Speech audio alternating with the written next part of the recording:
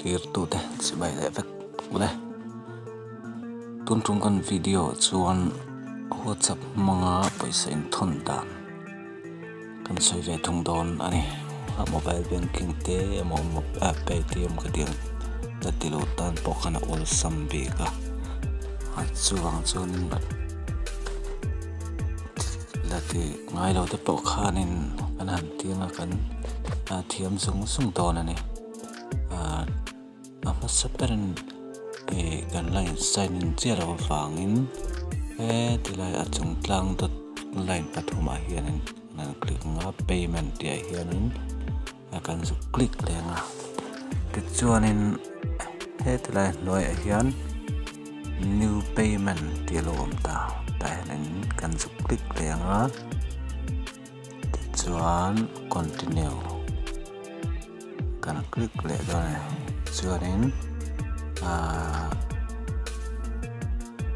ta hianin an noi bere hi accept and continue ti lo ma ta hianin an su click lenga ti chuanin ta hianin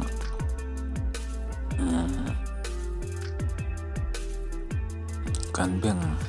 account nei na akha kan suk select anga ta hianin tuna chuanin ke chuan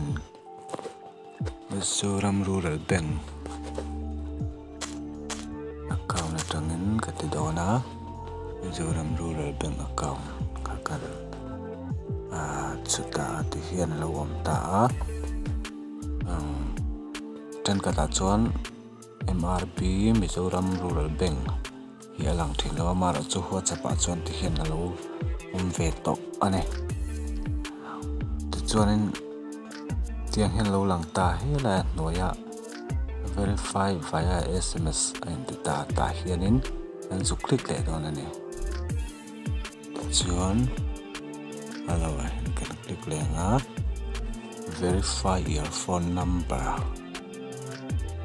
ta in verify me ta ne hemi te thei tur chuanin kan bank account le kan phone number kha kan link angai anga kan link do chuanin OTP vel han thlen na ka tur kha om thei lo ani ti chuanin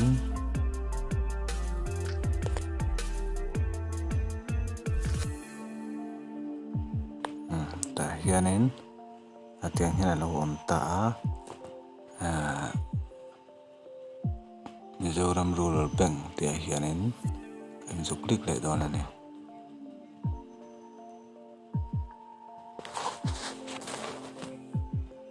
process maker ti chuan hela noi han continue ti lo om ta hianin kan zu click lenga ta hianin kan thon du te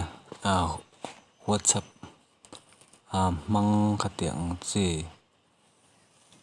mobile number ne na lo link ho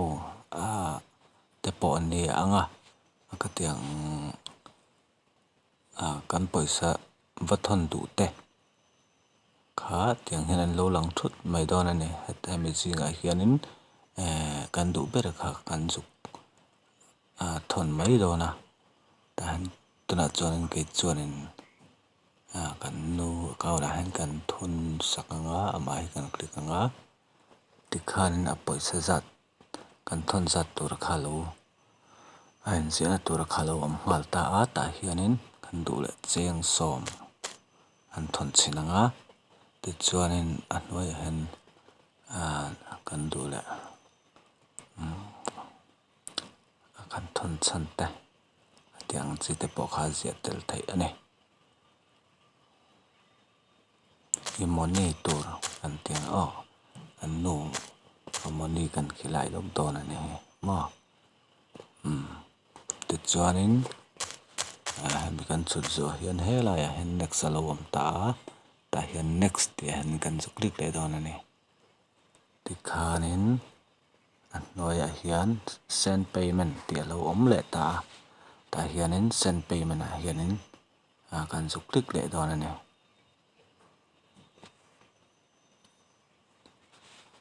te chuan tiang hian a lo lang ta a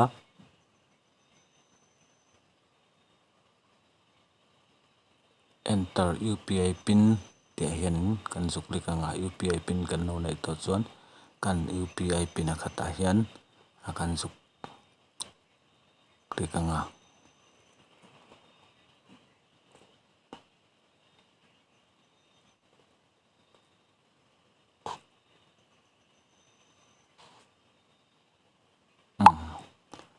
tikhanin UPI pin ngan chulut zo tikhan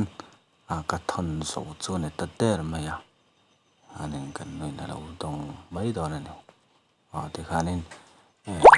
an lo dan tawh chuan tiang kuanin message kan in thon pangai ang khanin